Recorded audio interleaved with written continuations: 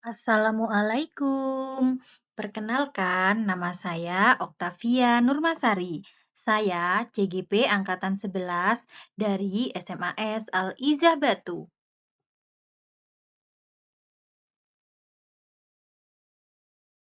Di video kali ini, saya akan memaparkan hasil diseminasi budaya positif aksi nyata modul 1.4. Assalamualaikum teman-teman, selamat datang di acara seminar budaya positif.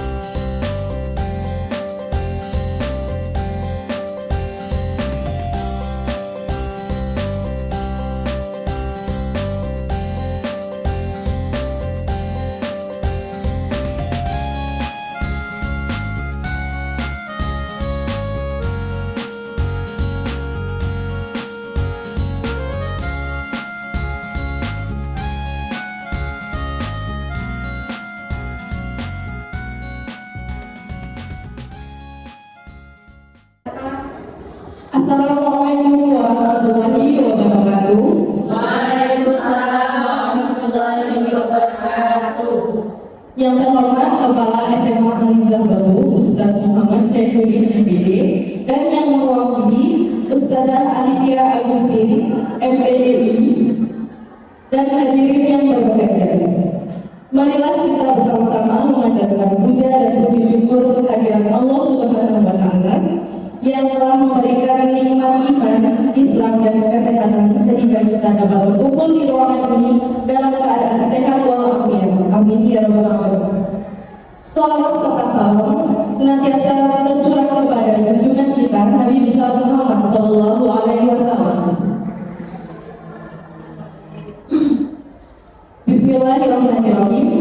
Selamat datang hadirin di acara diseminasi aksi nyata dan budaya positif oleh calon guru penggerak SMA Al-Izah Batu pada tanggal 24 Agustus 2024. Selanjutnya sambutan oleh Ustazah Alifia Agustin, kepada beliau dipersilakan.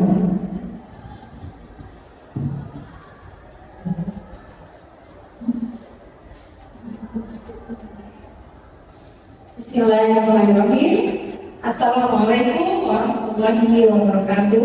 Waalaikumsalam warahmatullahi wabarakatuh. Baik, yang terhormat Ustaz-Ustazah SMA Al-Izah beserta CGP. Pada kesempatan hari ini, alhamdulillah kita masih diberikan kesehatan sehingga bisa berkumpul untuk mengikuti kegiatan diseminasi budaya positif yang akan dilaksanakan oleh Ustazah Okta, Ustazah Fia, dan Ustazah Sofi. Tak lupa sholawat serta salam semoga tetap tercurahkan kepada junjungan kita Nabi Muhammad SAW. Selanjutnya, dalam hal ini saya mewakili kepala sekolah pastinya berharap kepada ketiga CGP yang berada di SMA Al-Izah ini untuk bisa mendiseminasikan kepada ustadz-ustadzah semua yang berada di ruangan ini agar bisa mempraktekkan bagaimanakah nanti budaya positif itu bisa dikembangkan di SMA Al-Izah ini. Jadi dengan nanti diseminasi ini harapannya ustazah semua yang berada di sini lebih bisa mampu bagaimana mengatasi permasalahan industri dengan mengutamakan budaya positif. Nanti semoga kita tiga CPP kita yang sudah siap dengan materi yang pastinya luar biasa ini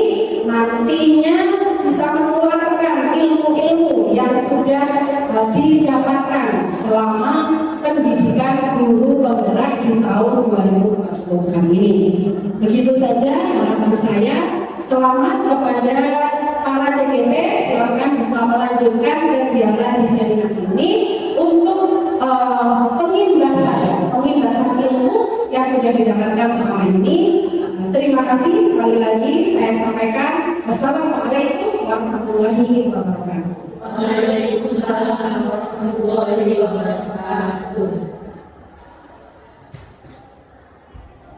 Terima kasih Ustazah Alifia Agustin atas sambutan dan sedikit motivasinya. Semoga bisa menjadi dorongan yang kuat untuk CGP kita dalam menularkan ilmunya kepada hadirin yang ada di ruangan. Untuk itu selanjutnya langsung saja saya serahkan waktu sepenuhnya untuk ketiga calon guru penggerak untuk memulai presentasi diseminasi budaya positif.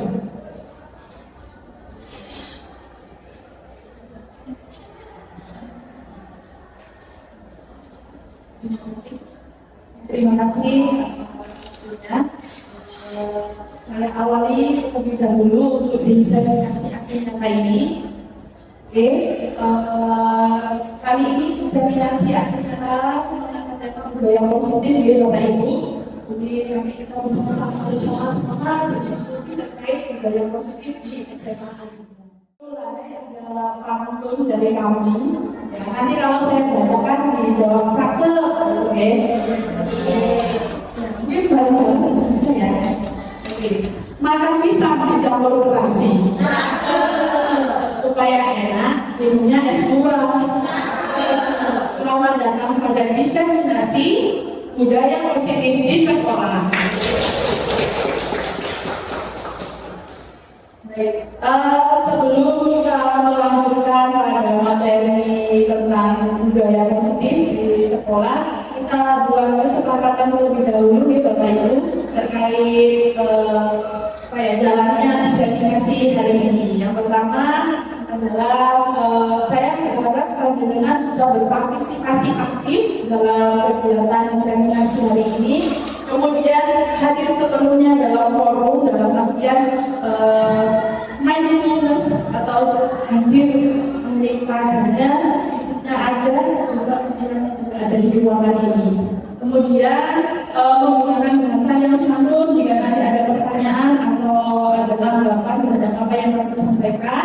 Keempat adalah ketika ada yang berbicara, yang tentunya pandangan bisa menyampaikan terlebih dahulu. Nanti ada kesempatan, ada sesi khusus untuk tanya jawab. Kemudian yang terakhir kita saling mengetahui pendapat, tidak ada benar salah atau saling mengalahkan pendapat orang lain di forum kali ini. Nah, topik diseminasi kali ini ada 6. Yang pertama adalah disiplin positif dan nilai kebajikan. Yang kedua, teori motivasi, hukuman dan penghargaan dan restitusi. Yang ketiga ada keyakinan kelas. Yang keempat, kebutuhan dasar manusia dan dunia berkualitas. Kelima, restitusi sebagai 5 posisi kontrol dulu. Dan yang keenam, segitiga restitusi. Ya, jadi ada 6 topik ini yang akan kita bicarakan di diseminasi kali ini. Dimulai dari saya, insya Allah tidak perlu perkenalan lagi ya.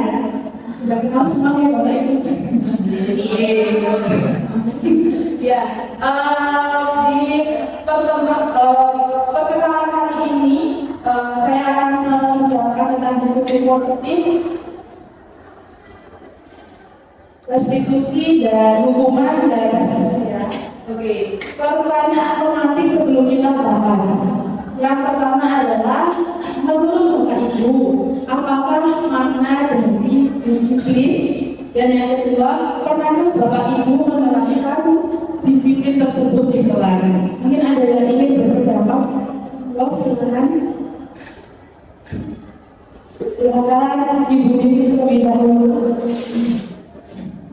Menurut saya disiplin itu patuh pada aturan sesuai dengan apa yang dicita-citakan atau sudah diajarkan seperti itu. Terima kasih Ibu Bibi. Mungkin ditambah pendapatnya Bu Fitra. Kalau dari saya, disiplin itu merupakan suatu sikap taat dan patuh terhadap nilai-nilai yang sudah disepakati sebelumnya. Terima kasih atas jawaban dari Bu Sri dan Bu Fitra terkait disiplin. Intinya tadi adalah taat, patuh dengan peraturan, gitu ya. Itu yang kita dapatkan. Coba kita lihat. Dan saya yakin setiap panjenengan semua pasti sudah menerapkan disiplin di kelas ya, karena sebelum kelas dimulai pasti panjenengan membuat keyakinan kelas atau kesepakatan dengan anak-anak supaya pembelajaran itu berjalan dengan lancar. Next. Jadi apa sih disiplin itu? Yang pertama kita lihat dari bahasa. Berasal dari bahasa Latin yang artinya disiplina, yang artinya belajar. Berarti disiplin itu terkait dengan belajar sebenarnya. Kemudian makna asal dari kata ini berkonotasi dengan disiplin diri dari murid-murid Sokrates dan Plato. Jadi istilah disiplin itu sudah ada di zaman Yunani dulu, Bapak Ibu. Kemudian disiplin diri membuat orang menggali potensinya menuju sebuah tujuan apa yang dia hargai. Kemudian, namun dalam budaya kita, makna kata disiplin telah berubah menjadi sesuatu yang dilakukan seseorang pada orang lain untuk mendapatkan kepatuhan. Kecenderungan umum adalah menghubungkan kata disiplin dengan ketidaknyamanan, bukan dengan apa yang kita hargai atau pencapaian suatu tujuan kuliah. Disiplin positif itu memiliki makna bahwa disiplin pada diri yang memiliki motivasi intrinsik dilakukan dengan penuh kesadaran tanpa paksaan, penghargaan maupun hubungan. Disiplin positif itu juga memiliki makna seseorang yang memiliki disiplin diri, berarti mereka bisa bertanggung jawab terhadap apa yang dilakukan karena mereka mendasarkan tindakan mereka pada nilai-nilai kebajikan universal. Apa saja sih nilai-nilai kebajikan universal itu? Nah, ini Bapak Ibu. Jadi nilai-nilai kebajikan universal itu nilai-nilai yang ingin dicapai oleh setiap anak Indonesia yang kita kenal sebagai istilah profil pelajar Pancasila. Saya rasa ini tidak asing di telinga kita terkait profil pelajar Pancasila. Ada yang pertama beriman, bertakwa pada Tuhan yang Maha Esa dan berakhlak, mandiri, bernalar kritis, berkebinekaan global, bergotong royong, dan terakhir kreatif. Kemudian ada dua pertanyaan pemantik kedua bagi Bapak Ibu. Yang pertama adalah sebagai seorang guru yang hadir tepat waktu di kelas, apa motivasi yang Bapak Ibu miliki? Apakah karena tidak ingin ditegur kepala sekolah? Apakah karena ingin ujian? Ataukah ingin mendapatkan penghargaan? Jadi ini yang tadi itu disiplin positif yang tujuannya adalah untuk menggali motivasi diri dari anak didik kita. Tapi coba ya saya tanya dengan semua dari dua pertanyaan penting ini. Ada yang mau jawab? Bapak Ibu, kalau misalnya nih ingin hadir tepat waktu di sekolah, sebenarnya tujuan atau motivasi Bapak Ibu ini apa? Ya, Ibu.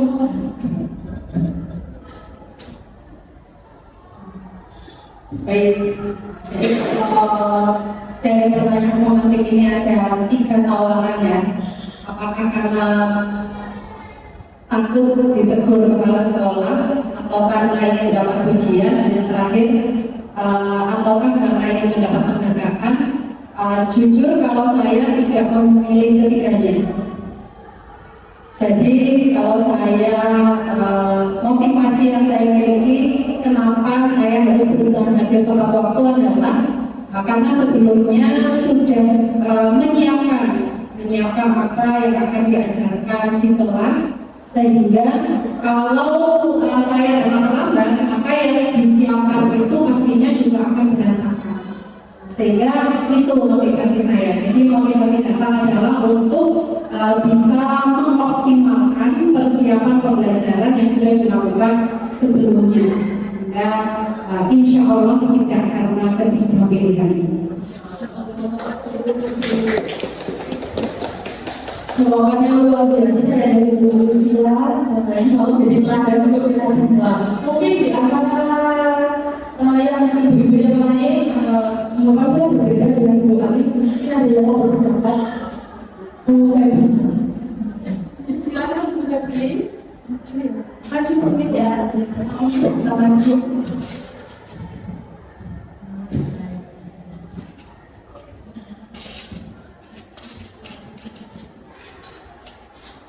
Mungkin tidak berbeda yang bisa Alif ya.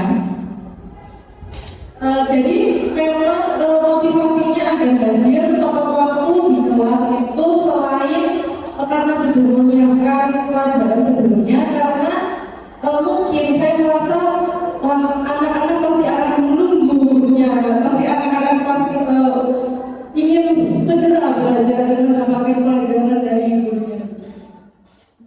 Jawaban dari Ustazah Alifia, Ustazah Femi dapat saya simpulkan bahwa rata-rata guru Aliza ini motivasi untuk bekerja atau datang ke sekolah tepat waktu itu karena kesadaran diri, karena tidak ingin menzalimi murid-muridnya gitu ya, betul sekali. Jadi coba kita analisis dulu ya. Nah, jadi motivasi perilaku manusia itu sebenarnya ada 3. Yang pertama adalah untuk menghindari hukuman, kemudian mendapatkan penghargaan, yang ketiga adalah menjadi orang yang mereka inginkan dan menghargai diri sendiri dengan nilai-nilai yang mereka percaya. Nah, jawaban dari panjenengan semua, saya bisa meyakini bahwa motivasi jenengan semua bekerja di sini itu adalah yang nomor 3.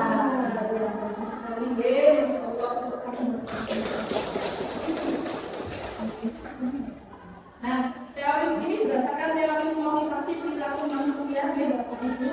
Jadi ada yang namanya motivasi internal dan motivasi eksternal. Nah, jika kita ketika melakukan sesuatu itu mengharapkan hadiah atau hukuman, berarti kita itu bertindak atas motivasi eksternal. Berbeda jika kita melakukannya itu untuk menghargai diri sendiri atau untuk menumbuhkan nilai-nilai yang baik kepada orang lain. Nah, itu yang disebut dengan motivasi internal. Nah, inilah tujuan dari disiplin positif, yaitu menumbuhkan motivasi internal. Baik, selanjutnya Bapak Ibu. Nah, pertanyaan romantik yang ketiga, apakah yang Bapak Ibu guru hebat lakukan apabila menemukan murid yang melakukan pelanggaran?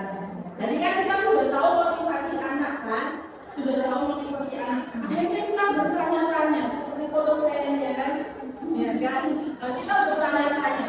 Misalnya Bapak Ibu di sini menemukan murid yang melakukan pelanggaran, apakah Bapak Ibu akan memberi yang pertama hukuman, yang kedua teguran atau restitusi? Saya yakin panjenengan semua bisa memahami perbedaan antara hukuman, teguran, dan restitusi ini. Ada yang mau menjawab? Yang mau berpendapat? Bu Ila, ini yang biasanya menangani kasus anak-anak nih. Oh iya, kalau menurut saya ketika kita menemukan murid yang melakukan pelanggaran, bisa ditanya dulu kenapa anak itu melakukan pelanggaran gitu. Jadi ditanyakan alasannya dulu, kemudian jika dikelompokkan apakah ini memang berniat ataupun ada alasan yang lain. Setelah itu bisa dibukakan kitab tertibnya. Nah, dari jawaban Bu Ila tadi kita bisa menyimpulkan bahwa jika ada murid yang melakukan pelanggaran, maka yang baiknya kita lakukan adalah memberikan restitusi. Nah, yang dilakukan Bu Ila itu tadi namanya restitusi, menanyakan alasan terlebih dahulu kenapa melakukan hal tersebut, baru kita menentukan langkah selanjutnya. Tapi nanti detail tentang restitusi akan kami jelaskan nanti di akhir. Ada ada di segitiga garis lurus ini. Monggo next. Nih ada tebak-tebakan, bukan kuis lah. Masa mulutnya aja yang dikasih kuis. Nah ini coba ya. Terlihat jelas nih Bapak Ibu. Yang ada kalimat pertama ada namanya tindakan guru, yang kolom sebelah sana hukuman atau konsekuensi. Berarti tugas panjenengan silakan dibaca, kemudian dipilih kalimat, misalnya kalimat pertama ini termasuk hukuman ataukah konsekuensi. Oke.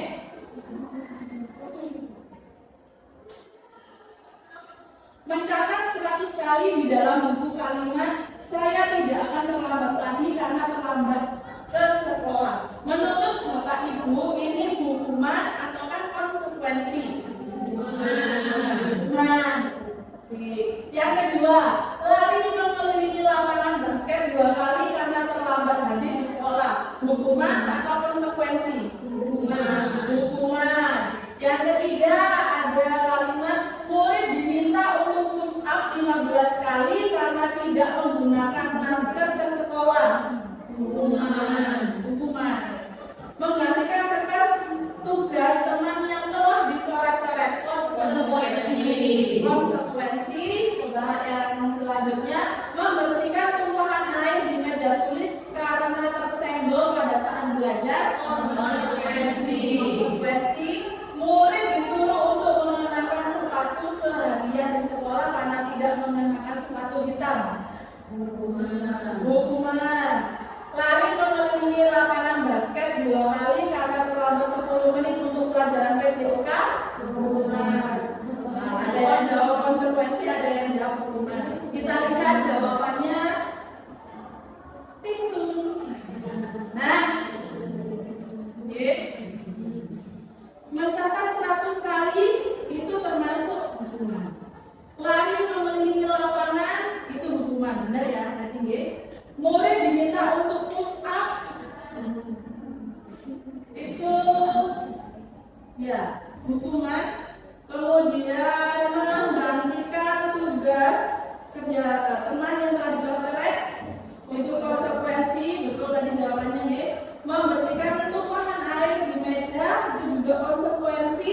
Murid disuruh tidak menggunakan sepatu seharian di sekolah itu hukuman. Lari mengelilingi lapangan basket 2 kali itu termasuk konsekuensi. Tadi bingung ya yang di akhir hukuman atau konsekuensi. Nah ini jawabannya konsekuensi. Hah? Pertanyaan selanjutnya apa bedanya? Nah ini Bapak Ibu, apa beda dari hukuman dan konsekuensi? Saya jelaskan yang hukuman terlebih dahulu. Hukuman itu adalah sesuatu yang menyakitkan harus terjadi. Sesuatu yang menyakitkan harus terjadi.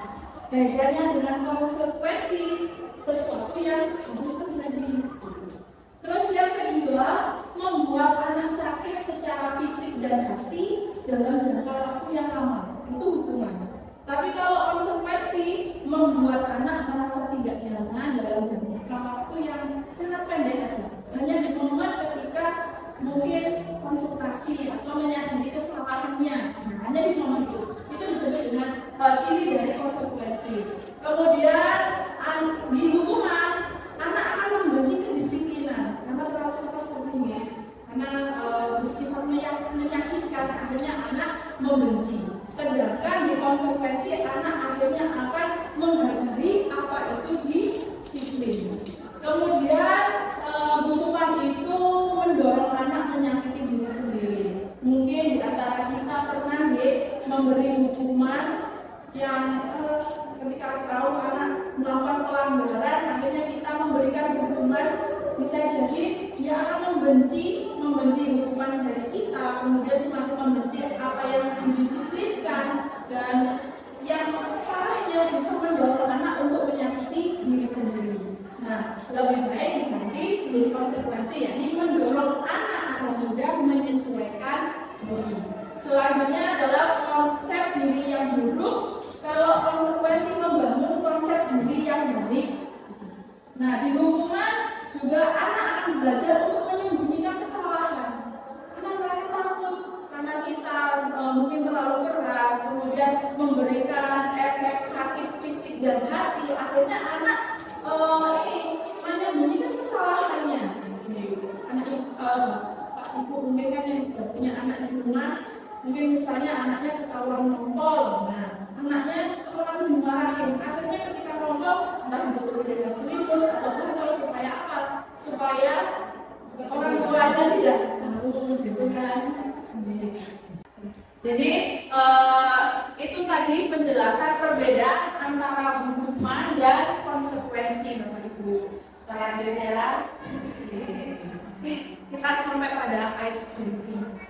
Kita istirahat dulu Bapak Ibu, senang-senang. Silakan diamati apa yang ada di layar, apa yang di layar ini ya. Nah, ayo ada berapa jumlah hewan pada gambar tersebut dan hewan apa saja yang berhasil Bapak Ibu temukan?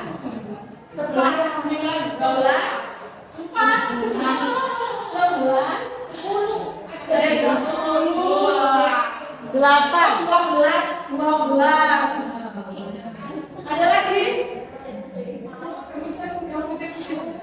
Yang putih itu sebenarnya ya, boleh pulang. Ada yang hiu, buaya,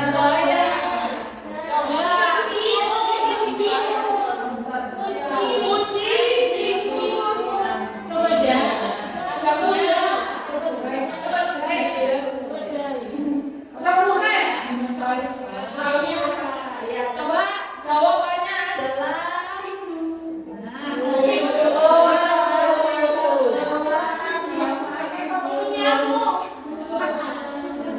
tadi yang jawab 12 berarti fokus sekali.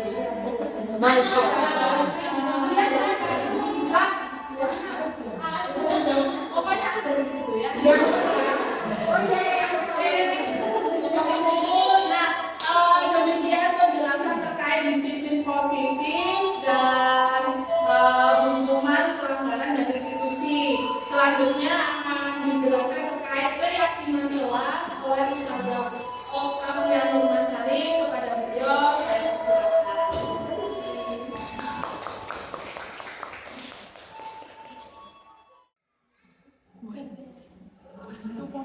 Ya, teman-teman, akan saya lanjutkan tentang disiplin positif.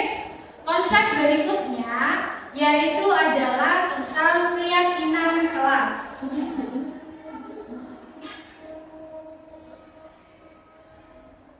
Keyakinan kelas di sini, keyakinan kelas itu merupakan seperangkat nilai dan prinsip yang disepakati bersama oleh guru dan siswa untuk memandu perilaku dan interaksi di dalam kelas.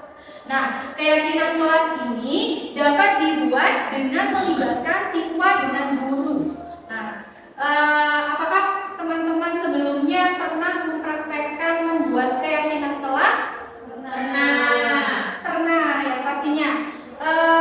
Ketika teman-teman membuat keyakinan kelas, apakah teman-teman melibatkan siswa? Ya. Jadi itu juga merupakan salah satu dari ciri-ciri keyakinan kelas. Tujuannya apa? Tujuannya adalah keyakinan kelas ini nanti diharapkan dapat diterapkan untuk membangun budaya positif di lingkungan sekolah. Jadi tadi Ustazah Tia menjelaskan bagaimana itu disiplin positif. Nah, sekarang keyakinan kelas ini itu merupakan sebuah alat atau usaha kita untuk menerapkan budaya positif terutama di lingkup kecil yaitu kelas. Nah, keyakinan kelas atau sekolah itu merupakan pernyataan universal dan itu mudah diingat dan dipahami oleh kemudian harus diterapkan di lingkungan sekitarnya. Nah, jadi yang dinamakan keyakinan itu adalah sebuah kalimat-kalimat yang mudah diingat, tidak panjang, tapi pendek-pendek saja, tapi mudah diingat. Nah, di sini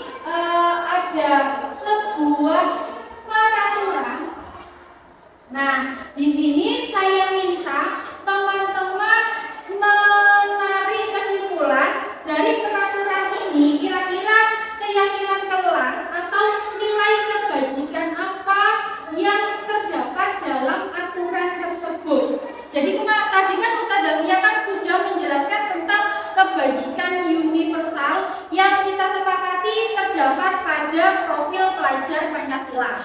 Nah, dari aturan-aturan ini kira-kira nilai kebajikan universal apa yang terkandung di dalamnya?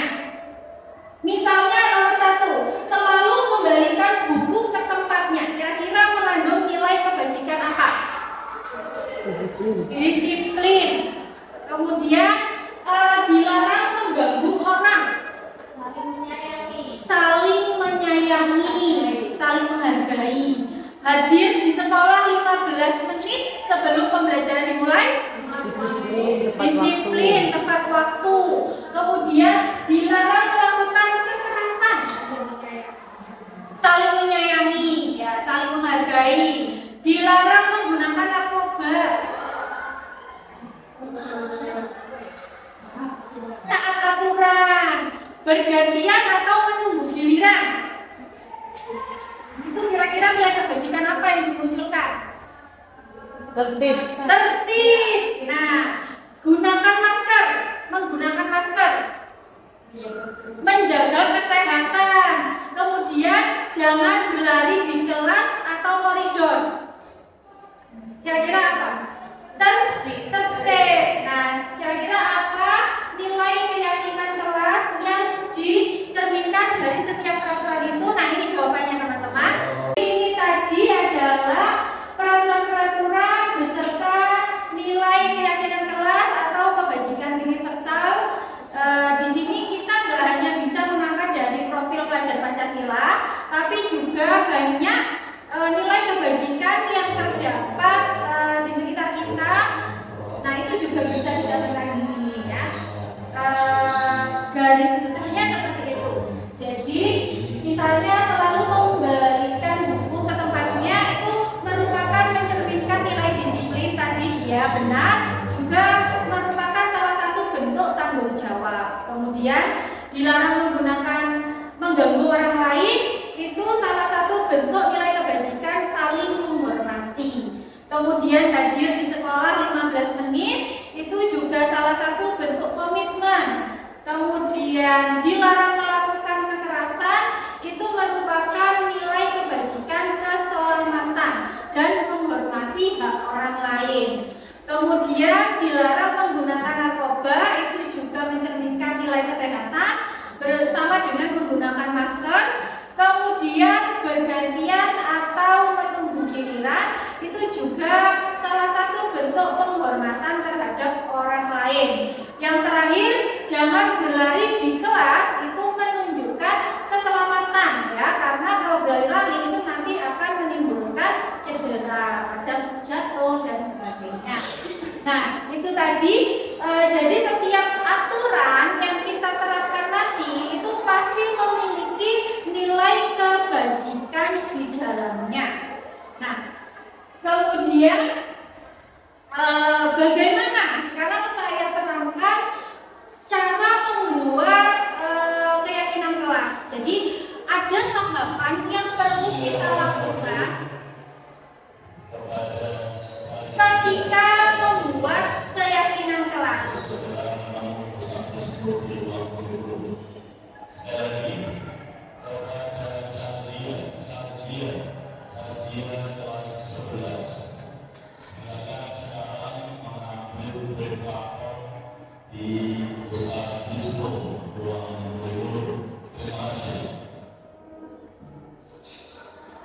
Baik ya, saya lanjutkan kembali.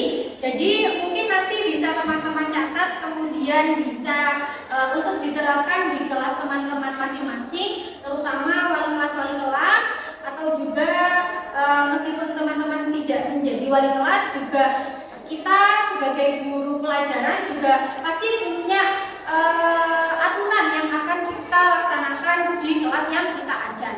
Jadi cara membuat aturan atau keyakinan kelas ini adalah yang pertama. Nah, yang pertama yang perlu kita lakukan adalah menggali peraturan yang disepakati di kelas tersebut. Nah, kira-kira apa aturan yang diperlukan supaya kelas jenengan semuanya itu bisa berjalan dengan baik.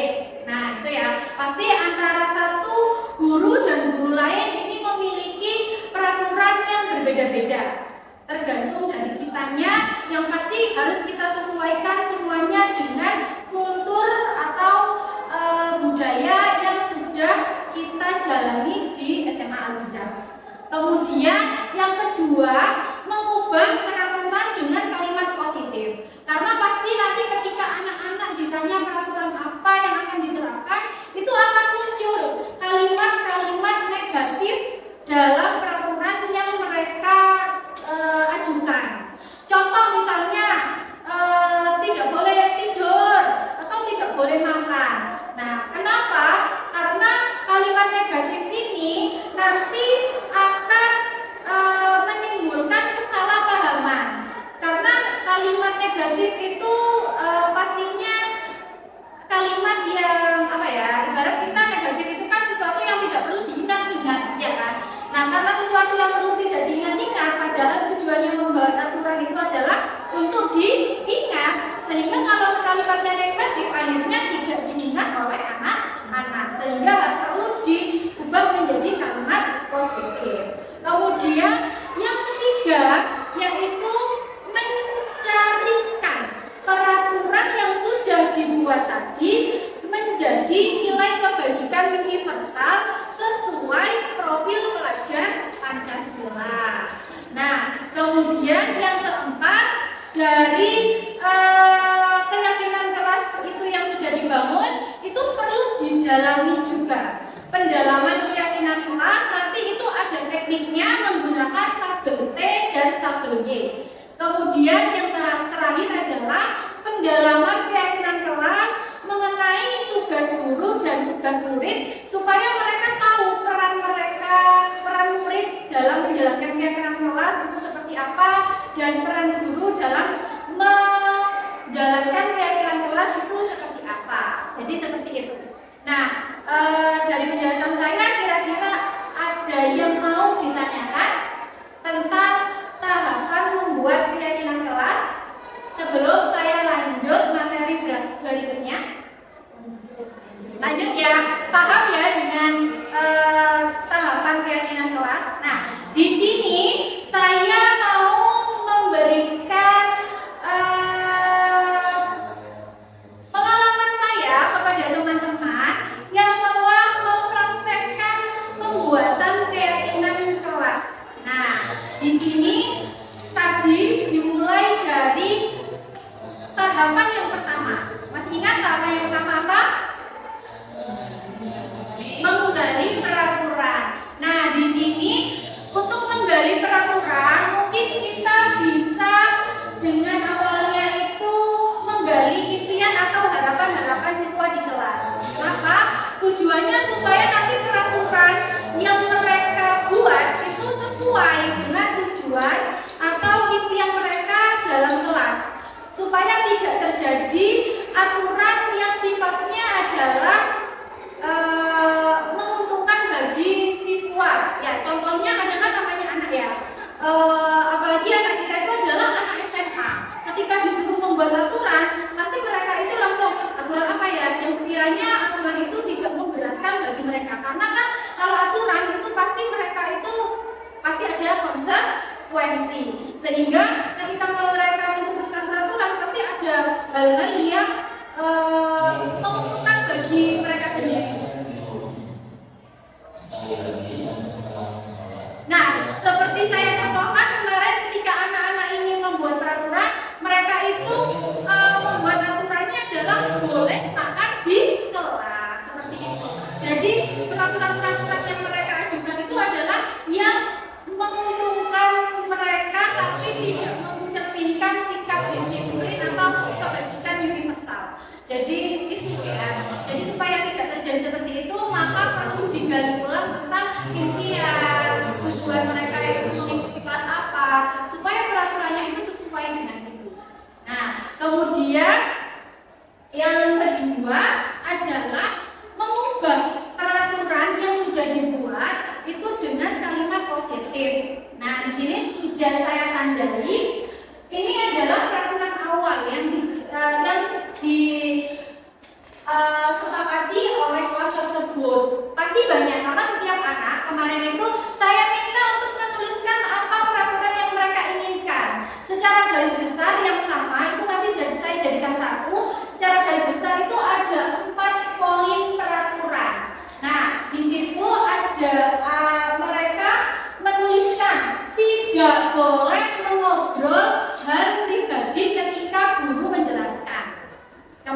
kemudian tidak tidur saat guru menjelaskan dan saat mengerjakan tugas. Kemudian yang ketiga, menjaga kebersihan saat pembelajaran dan setelah pembelajaran. Yang terakhir, kelas tidak boleh diam-diaman, harus aktif. Ini kalimat asli anak-anak, teman-teman. Nah, jadi apakah dari kalimat-kalimat itu teman-teman menemukan kalimat negatif? Ya. Ya. Tidak ya? Ada kalimat negatif tidak dari peraturan itu? Iya, dari peraturan awal.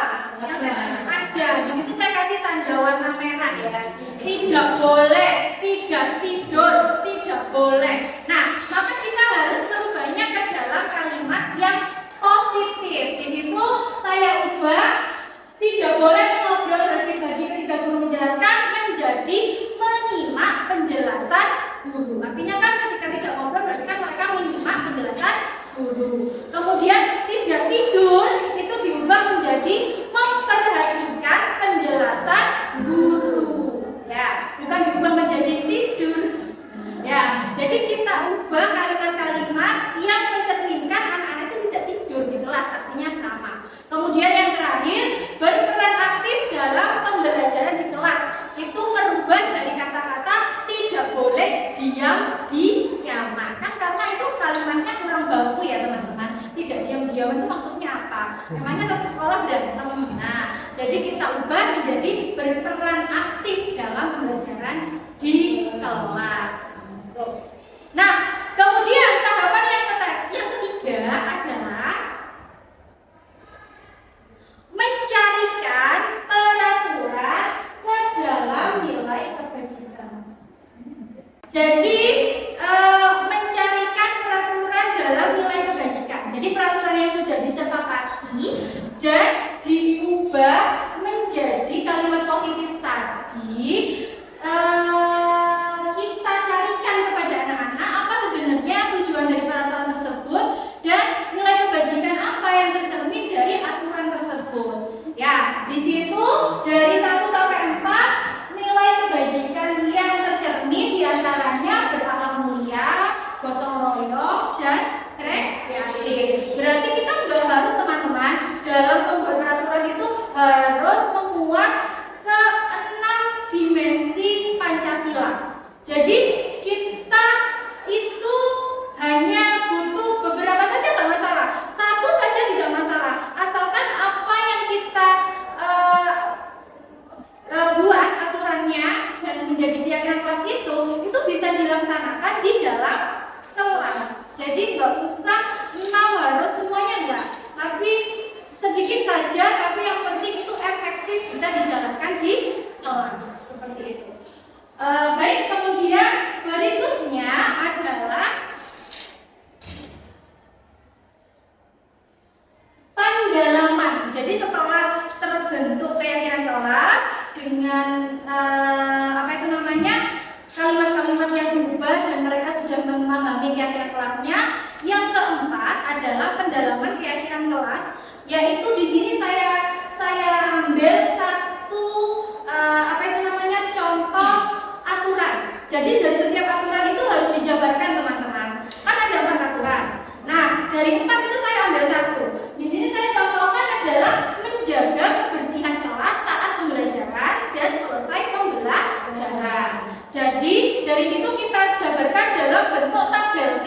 Di mana tabel T itu ada nampak seperti dan tidak nampak seperti. Jadi nanti teman-teman bisa menyuruh anak-anak sendiri untuk mengisikan apa yang nampak seperti menjaga kebersihan dan apa yang nampak tidak seperti menjaga kebersihan. Nah, di situ saya mendapatkan hasil dari mereka yang nampak seperti menjaga kebersihan, contohnya membuang sampah pada tempatnya, kemudian meletakkan barang-barang sesuai pada tempatnya, kemudian melaksanakan piket kelas. Jadi apa tindakan yang mencerminkan menjaga kebersihan. Sedangkan yang tidak nampak berarti kebalikannya.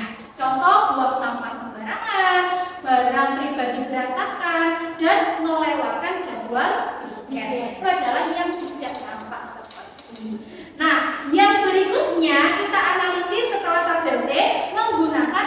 tabel Y. Ya, menggunakan tabel Y. Tabel Y di sini adalah ada terdengar, kemudian terlihat. Jadi dibagi menjadi 3 bagian. Garis lingkaran itu dibagi menjadi 3 bagian. Ada terdengar, ada terlihat, dan ada berperilaku. Jadi terdengar itu adalah apa kalimat-kalimat yang menunjukkan menjaga kebersihan. Contoh, buanglah sampah pada tempatnya. Yang terlihat menjaga kebersihan. Kelas itu pasti akan terlihat bersih, rapi. Kemudian perilaku yang mencerminkan, membuang sampah pada tempatnya. Jadi perilaku itu yang mencerminkan individu atau anak yang bagaimana dia bisa menjaga kebersihan saat pembelajaran dan setelah pembelajaran. Jadi itu yang terakhir, pendalaman. Jadi di sini yang terakhir adalah pendalaman keyakinan kelas, di mana pendalaman ini ketika mereka sudah memahami tadi analisis tabel T dan Y, maka mereka harus tahu apa tugas guru dan apa tugas murid atau siswa dalam menjalankan kebersihan kelas itu tadi. Nah, di sini tugas guru adalah karena kita membuat aturan itu tidak hanya dijalankan oleh siswa, teman-teman, tapi kita sebagai guru itu adalah model bagi siswanya atau contoh. Kalau kita sendiri tidak memberikan contoh dalam menaati aturan itu, bagaimana kita bisa mengharapkan siswa bisa mematuhi aturan? Jadi itu kita dulu. Jadi kita harus memberikan contoh yang sesuai dengan aturan tersebut. Jadi karena di sini menjaga kebersihan, berarti kita juga harus mencerminkan bagaimana perilaku kita yang mencerminkan menjaga kebersihan.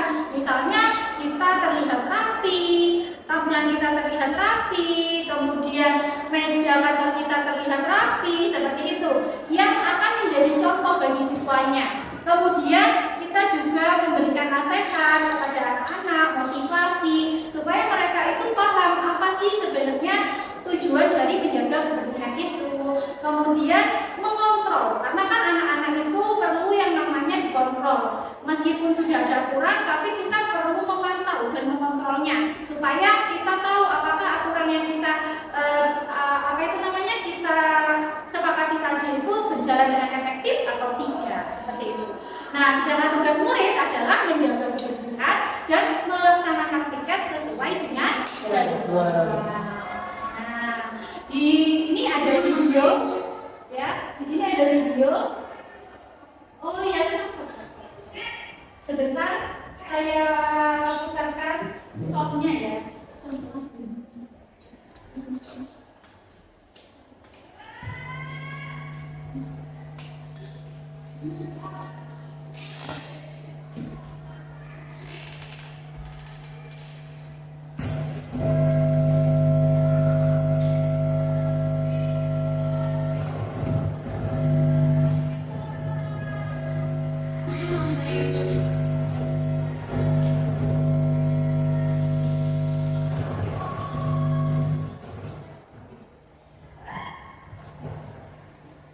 Jadi teman-teman ada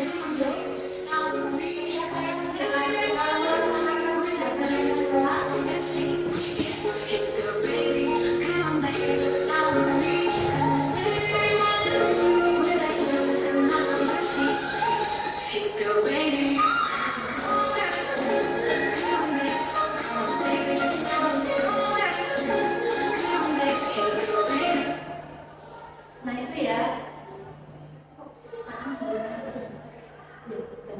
Jadi itu secuplik video karena saya tidak bisa memvideokan secara maksimal karena saya sendiri waktu itu tidak secara murni di kelas. Jadi saya hanya bisa mendokumentasikan beberapa bagian saja. Jadi intinya ketika kita membuat keyakinan kelas itu kita harus melibatkan siswa secara aktif. Kita di situ tugas kita adalah hanya sebagai pemandu atau fasilitator. Nah, kemudian tak lupa ketika saya sudah membuat keyakinan kelas, saya membagikan keyakinan kelas itu di sosial media supaya apa yang sudah saya buat itu menjadi banyak manfaat kepada orang lain.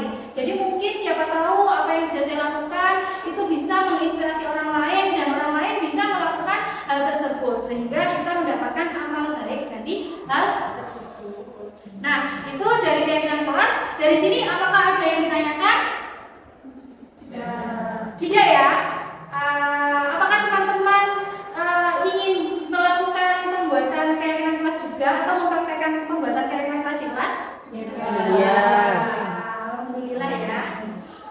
Nah, kemudian yang kedua, yang konsep yang keempat adalah kebutuhan dasar manusia. Nah, ini nyambung dengan tadi ya teman-teman. Pasti ketika aturan itu sudah dibuat, nantinya akan ada yang mengikuti aturan tersebut dan ada anak yang tidak mengikuti aturan. Ini hubungannya ada dengan kebutuhan dasar manusia. Nah, apa itu kebutuhan dasar manusia?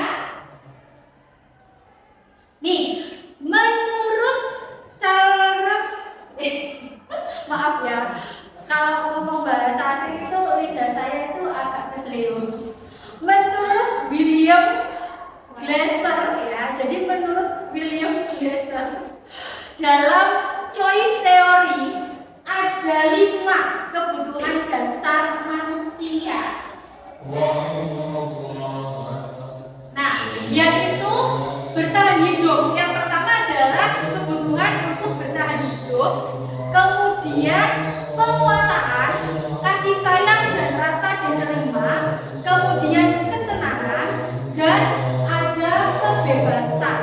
Nah, pastinya teman-teman sudah paham contoh perilaku manusia yang mencerminkan kebutuhan dasar dari 5 ini. Contoh misalnya bertahan hidup. Bertahan hidup. Apa contoh perilaku kita yang mencerminkan bertahan hidup? Minum, tidur. Ya. Kemudian kalau kebebasan, apa contohnya? Ya, contoh pasti kita semua butuh 5 ini kan. Perilaku manusia yang mencerminkan kebebasan, me time atau liburan, vacation, itu kan contoh dari bentuk kebebasan. Atau juga sederhananya merasa bebas berpendapat, itu kan juga salah satu bentuk kebebasan. Kemudian kesenangan, apa? Pasti antara satu orang dengan yang lain itu punya beda-beda. Biasanya tergantung. Kalau saya senangnya karena saya suka belanja, shopping ya. Kalau teman yang lain pasti tergantung dari pribadi masing-masing. Nah, itu ya. Kemudian apa? Tujuan dari kebutuhan dasar ini. Nah, sebenarnya semua yang kita lakukan itu adalah sebuah bentuk dari usaha untuk memenuhi kebutuhan. Apapun yang kita lakukan itu adalah usaha untuk memenuhi kebutuhan. Nah, ketika kita mendapatkan apa yang kita butuhkan, maka muncullah yang namanya kesenangan atau kebahagiaan. Nah, itu sebenarnya dasarnya. Nah, ketika teman-teman melihat di sekolah ada seorang murid melakukan suatu perbuatan yang itu bertentangan dengan nilai-nilai kebajikan tadi atau melanggar aturan, berarti di situ bisa dipastikan ada kebutuhan dasar yang masih belum terpenuhi oleh siswa. Karena kita kalau belum terpenuhi, karena kita pastikan tujuannya adalah kita hidup memenuhi kebutuhan ya. Tapi ketika tidak terpenuhi, maka kita akan mengekspresikan dengan hal-hal lain supaya itu terpenuhi. Kebanyakan perilaku yang akan tercermin ketika itu tidak terpenuhi, maka akan mencerminkan perilaku negatif. Tapi bisa juga dengan perilaku positif. Tapi ketika anak-anak biasanya karena mereka masih labil, mereka akan mencari hal-hal negatif. Di sini ada video. Nah, monggo bisa diamati videonya.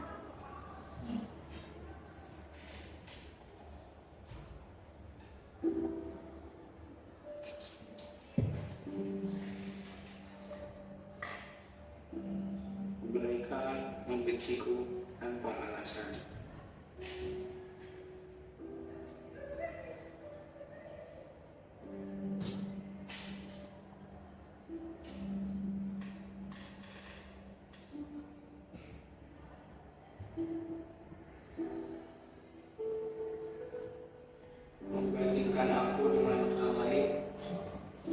sebuah kompetisi yang tidak adil.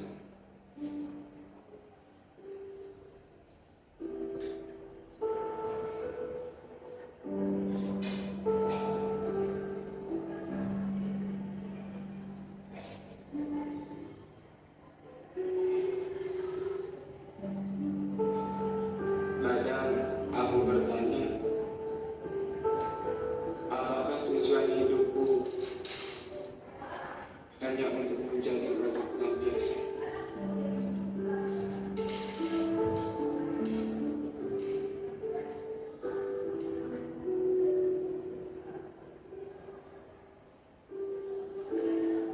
Hari ini aku masih bisa tahan.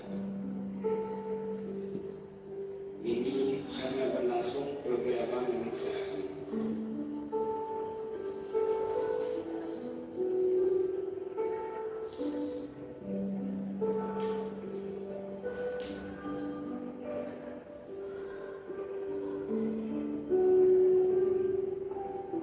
Tapi ini selalu menghantuiku selama 24 jam. Membuatku percaya kalau aku benar-benar tidak berguna. Aku sampah.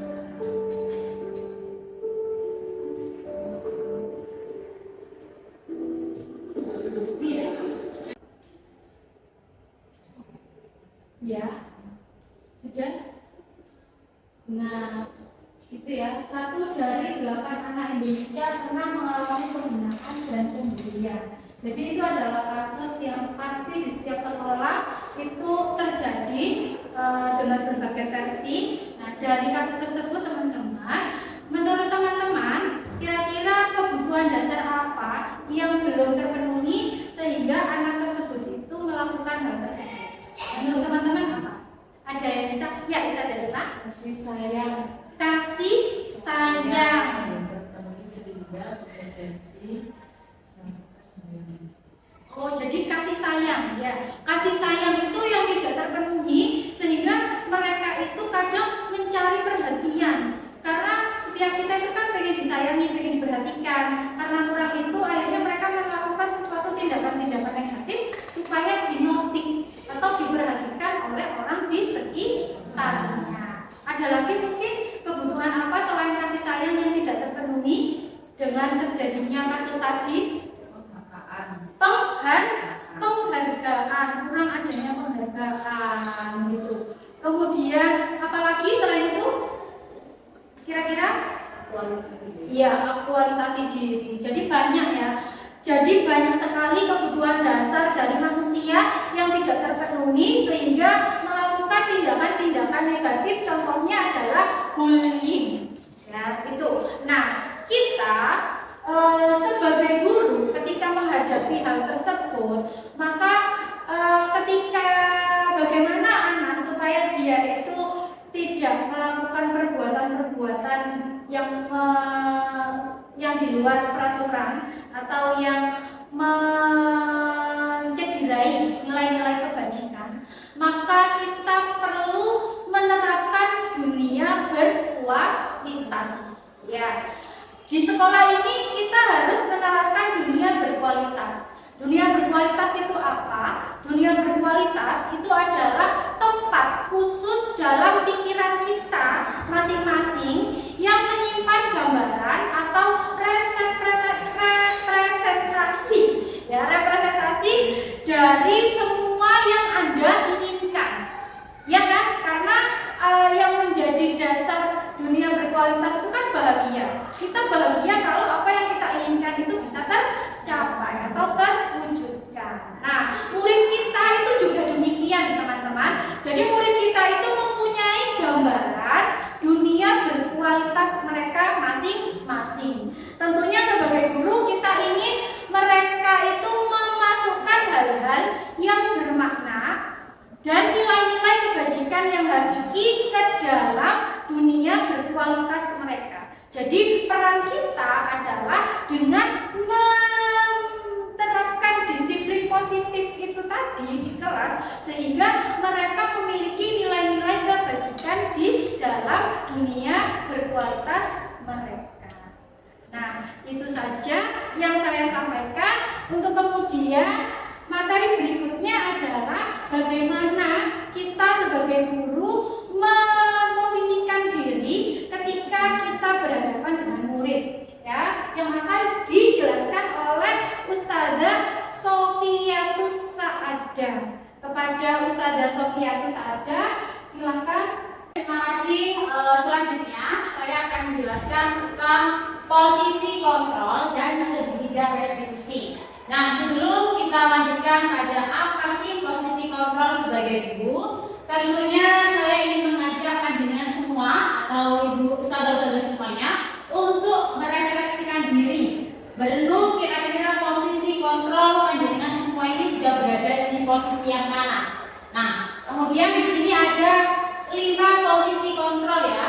Ada penghukum, pembuat merasa bersalah, ada sebagai teman, pemantau, dan manajer. Nah, sebelum saya lanjutkan apa itu penghukum dan selanjutnya, maka saya ingin mengajak panjenengan semua untuk merefleksikan diri panjenengan semua. Kira-kira panjenengan semua ini sudah berada di posisi yang seperti apa? Monggo. Pembuat rasa bersalah, oke, yang lainnya mungkin menjadi teman, pemantau, ada lagi manajer, ada lagi teman. Baik, nah ketika panjenengan semua memposisikan diri sebagai pembuat rasa bersalah, menjadi seorang teman, menjadi seorang pemantau, dan menjadi seorang manajer, tentunya kita harus memahami kira-kira posisi kontrol dalam segitiga restitusi itu seperti apa. Nah, kemudian posisi penghukum itu adalah di mana seorang guru itu akan selalu menghukum siswanya, baik secara fisik maupun secara verbal. Dan seorang guru yang berada di posisi penghukum biasanya selalu menekan seorang murid dengan aturan, di mana seorang murid itu akan merasa takut jika ada aturan yang mengikat pada seorang murid tersebut. Nah, biasanya guru pada posisi seorang penghukum itu selalu berkata seperti ini, awas taati aturan ini.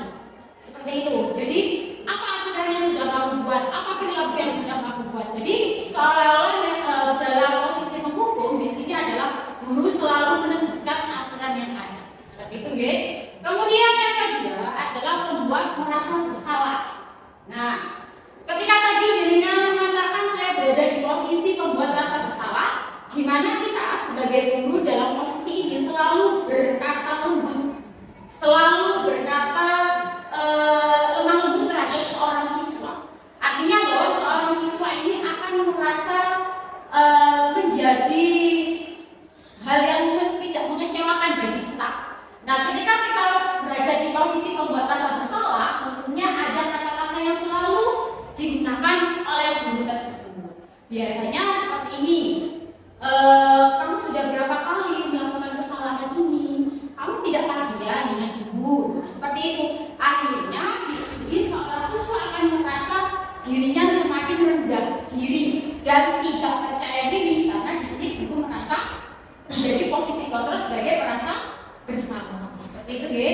Kemudian yang ketiga adalah sebagai teman. Artinya bahwa ketika seorang guru berada pada posisi sebagai teman, maka di sini hubungan antara guru dan siswa akan bersifat humoris. Tetapi perlu digarisbawahi, Ibu, ketika kita berada pada posisi kontrol sebagai teman, maka ada sisi positif dan sisi negatifnya. Ketika kita berada pada sisi positifnya, maka mungkin seorang murid akan merasa dekat dengan kita, akan merasa selalu dilindungi kepada kita. Nah, biasanya seorang guru ketika berada di posisi sebagai teman, maka dia akan berkata seperti ini, ayolah kerjakan, kasihan tuh ibu, kemarin ibu sudah bantu kamu, sekarang kamu bantu ibu ya. Nah, maka di situ akan menciptakan posisi seorang siswa dan seorang murid itu akan merasa lebih dekat. Dan ketika kedekatan itu cenderung kepada sisi negatif, biasanya siswa akan merasa kecewa jika kebutuhannya tidak dipenuhi oleh seorang guru. Saya kira ibu ini teman saya, tapi ternyata ibu ini tidak mau membantu saya dan lain sebagainya. Kemudian adalah sebagai pemantau. Nah, pada posisi yang keempat ini biasanya seorang guru selalu memantau perilaku siswa, perilaku yang tidak sesuai dengan nilai-nilai kebajikan. Nah, biasanya seorang guru pada posisi ini selalu berkata, aturannya apa? Kamu melanggar aturan yang mana? Nah, maka biasanya guru pada posisi pemantau itu selalu memantau tindakan seorang siswa yang tidak sesuai dengan aturan. Biasanya beliau akan menggunakan catatan-catatan khusus yang mana dia akan selalu memantau dan mengawasi setiap perilaku siswa. Kemudian yang terakhir adalah sebagai seorang manajer. Nah, ketika posisi kontrol guru sebagai seorang manajer, tentunya guru akan mendampingi seorang siswa untuk menemukan sebuah solusi akan tindakan yang telah dilakukan. Guru akan lebih membuka diri atau akan mendampingi seorang siswa untuk menemukan kesalahan atau tindakan solusi yang akan dia buat atas tindakan yang mereka dapatkan. Nah, biasanya di posisi manajer ini guru akan berkata seperti ini. Misalnya, kamu kemarin apa hal yang sudah kamu lakukan, nak? Kenapa kamu melakukan hal tersebut? Nah, maka di posisi manajer ini guru tidak menentukan solusi akan permasalahan yang siswa buat, tetapi mendampingi bagaimana seorang siswa bisa membuat keputusan atau solusi dari hasil tindakan yang mereka lakukan. Nah, setelah saya jelaskan dari posisi kontrol seorang guru, maka panjenengan semua pastinya akan lebih paham kira-kira mana posisi kontrol seorang guru yang paling baik. Kira-kira yang mana? Sebagai manajer. Jadi posisi kontrol yang paling baik yaitu seorang manajer. Karena di sini guru berbuat sesuatu bersama dengan murid. Artinya seorang guru mempersilahkan murid untuk mempertanggungjawabkan perilakunya, kemudian mendukung murid agar dapat menemukan solusi atas permasalahannya sendiri. Jadi di sini seorang manajer juga bisa menjadi seorang manajer juga bisa menjadi seorang pemantau. Tetapi kembali lagi bahwa posisi dalam manajer di sini adalah seorang guru akan mendampingi seorang siswa untuk bisa memanage dirinya sendiri. Sehingga di situ dikatakan bahwa manajer adalah di mana guru berbuat sesuatu bersama murid. Seperti itu, nggih. Kemudian selanjutnya adalah terkait dengan segitiga restitusi.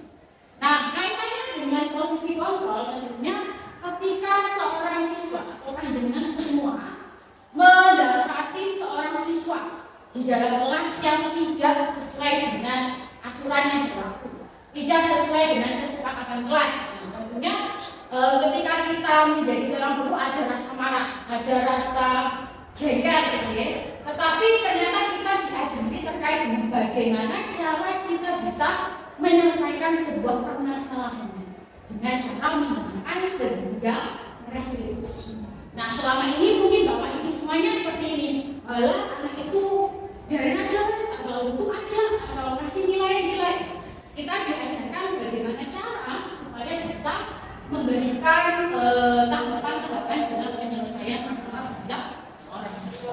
Nah, segitiga restitusi itu sendiri adalah proses di mana seorang guru berusaha untuk mendampingi seorang siswa dalam mengembalikan identitas awalnya dari seorang siswa yang gagal menjadi seorang siswa yang sukses.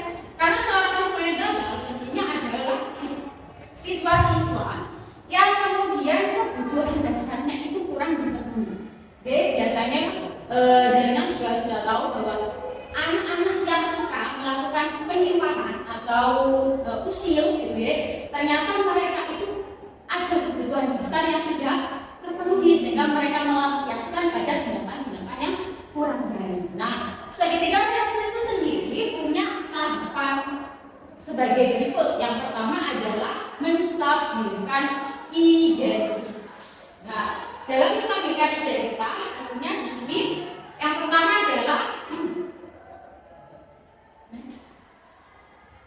adalah di sini menstabilkan yang bertujuan untuk mengubah identitas anak dari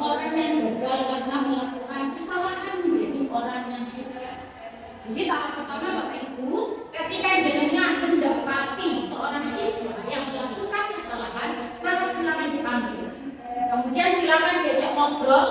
Kemudian silakan panjenengan melakukan tahap yang pertama, yaitu menstabilkan identitas seorang siswa. Tujuannya untuk apa? Di sini adalah mengubah identitas anak yang gagal menjadi anak yang sukses. Dia akan menyadari akan kesalahannya.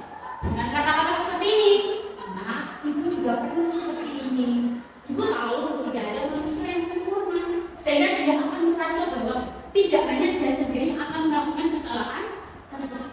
Nah, dalam menstabilkan identitas ini, biasanya siswa akan cenderung lebih sadar akan kesalahan yang telah dilakukan. Kemudian yang kedua adalah terkait dengan validasi tindakan. Setelah kita menstabilkan identitas seorang siswa, maka yang kedua adalah memvalidasi tindakan yang salah. Seorang guru yang memahami teori kontrol tadi, yang ajaran tadi, pasti akan mengubah pandangannya dari teori stimulus ke cara berpikir secara proaktif yang mengenali tujuan dari setiap seorang anak yang terus-menerus merengek. Tapi bila sikap itu mendapat perhatian, maka itu telah memenuhi kebutuhan anak tersebut.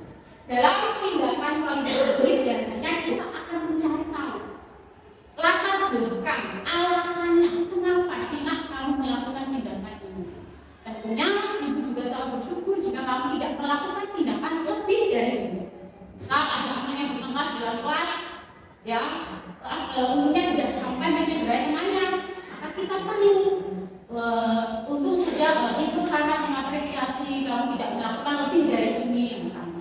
Maka di situ ada tindakan-tindakan yang harus divalidasi, sehingga anak akan berusaha untuk berbicara kenapa atau alasan yang kemudian membuat dia berlaku seperti ini. Kemudian yang ketiga adalah menanyakan keyakinan. Ini adalah tahap terakhir, Bu. Di sini teori kontrol menyatakan bahwa kita pada dasarnya termotivasi secara internal. Ketika identitas sukses telah tercapai, maka langkah 1 dan tingkah laku yang salah telah divalidasi oleh langkah 2. Dan maka anak akan siap untuk dihubungkan dengan nilai-nilai yang mereka percaya atau nilai-nilai keyakinan yang mereka dapatkan. Jadi dalam menanyakan keyakinan ini, tentunya seorang guru akan menanyakan kembali kepada siswanya. Seperti ini misalnya, nah, keyakinan apa yang kamu percaya? Kamu hanya mau menjadi orang yang seperti apa? Tindakan apa yang kamu lakukan selanjutnya? Nah, maka di situ guru hanya akan mendampingi dan membantu menemukan solusi akan permasalahan yang siswa buat, sehingga siswa dapat memahami dan menentukan solusi yang akan mereka dapati atau yang mereka lakukan setelah mereka membuat kesalahan. Nah, dalam keyakinan kelas ini, tentunya kita juga ikut andil sebagai guru. Kamu sudah melanggar aturan apa kira-kira, kedisiplinan kah, terkait dengan tanggung jawab kah, dan sebagainya. Maka kita arahkan kembali Bapak Ibu terkait dengan keyakinan-keyakinan yang anak-anak kita sudah sepakati. Itu deh. Nah, berikut ini ada beberapa video terkait dengan segitiga restitusi.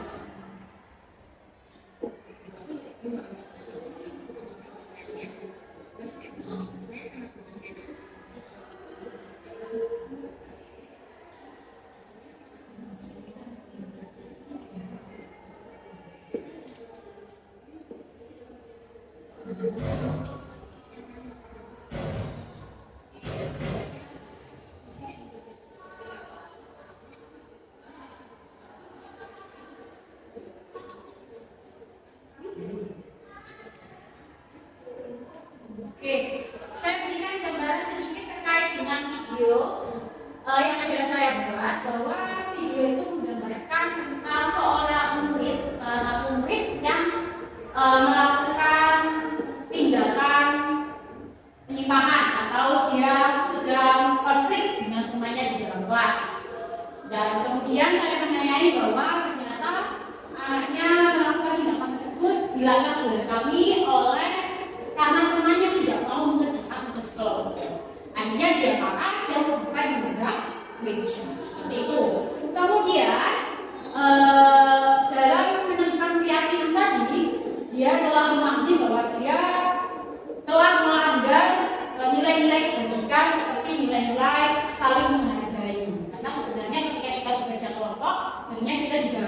dan nilai-nilai saling menghargai. Tentunya dia juga harus lebih bersifat sabar.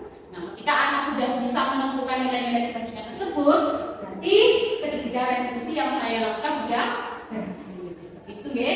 Kemudian di situ ada hasil dari gimana saya sudah melakukan segitiga restitusi, bahwa anaknya sudah tidak akan melakukan tindakan itu dan sangat berterima kasih karena sudah bisa menemukan solusi akan permasalahannya telah mereka coba. Baik, ibu-ibu semuanya, kira-kira ada pertanyaan yang tadi sudah saya jelaskan? Ya, silakan. Dengan saya bertanya ya, apakah semua permasalahan di sekolah ini bisa diselesaikan dengan segitiga restitusi tadi? Oke, baik. Terima kasih atas pertanyaan dari Mbak Asmi. Ini langsung saja jawab atau? Ya, Jawab aja ya. Jadi pertanyaan dari Mbak Asmi adalah apakah semua permasalahan itu bisa diselesaikan dengan cara segitiga restitusi? Nah, jadi ketika permasalahannya berada di ruang lingkup sekolah maupun di ruang lingkup keluarga, itu sangat bisa menggunakan segitiga restitusi. Jadi ketika kita berperan sebagai orang tua, berperan sebagai seorang kakak, berperan sebagai seorang guru, itu sangat bisa menggunakan segitiga restitusi. Tapi perlu digarisbawahi, kalau ketika kita menggunakan segitiga restitusi, tentunya kita harus menyesuaikan dengan tahap-tahap tadi.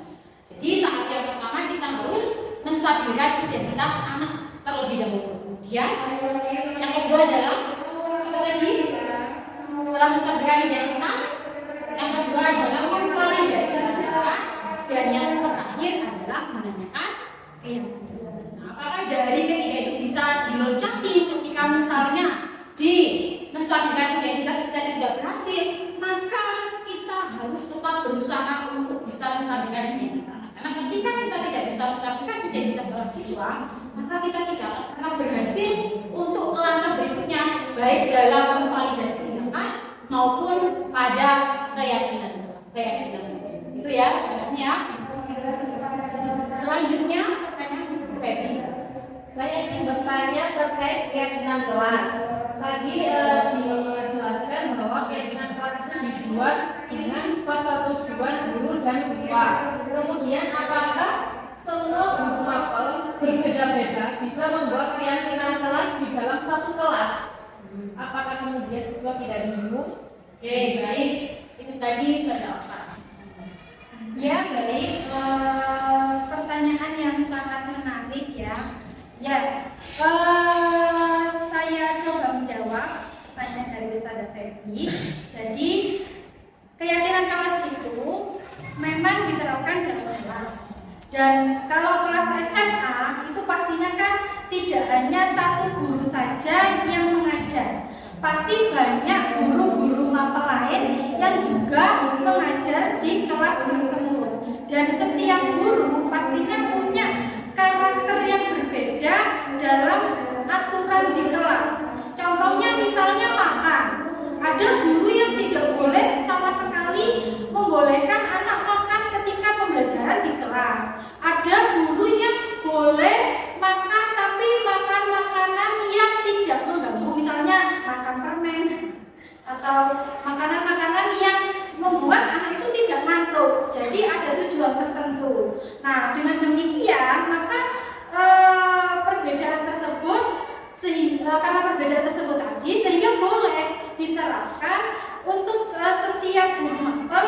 Kesepakatannya berbeda-beda dengan satu catatan bahwa keyakinan kelas itu adalah kalimat yang mudah, ya, kalimat yang singkat saja dan mudah diingat-ingat oleh siswa yang menjadi keyakinan kelas mereka. Jadi seperti itu. Jadi saran saya ketika jenengan mau membuat keyakinan kelas untuk mata pelajaran bahasa Indonesia khususnya itu yang singkat-singkat saja dan tidak terlalu banyak. Jadi supaya tidak tumpang tindih nantinya dengan keyakinan kelas yang sudah mereka terapkan, yang sudah dibentuk oleh wali kelas.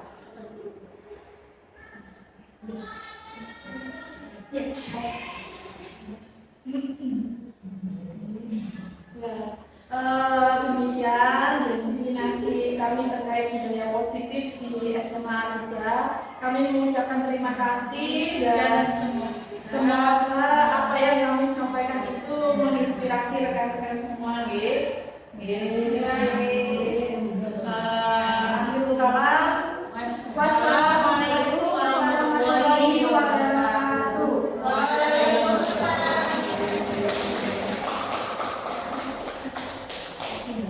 Baiklah teman-teman.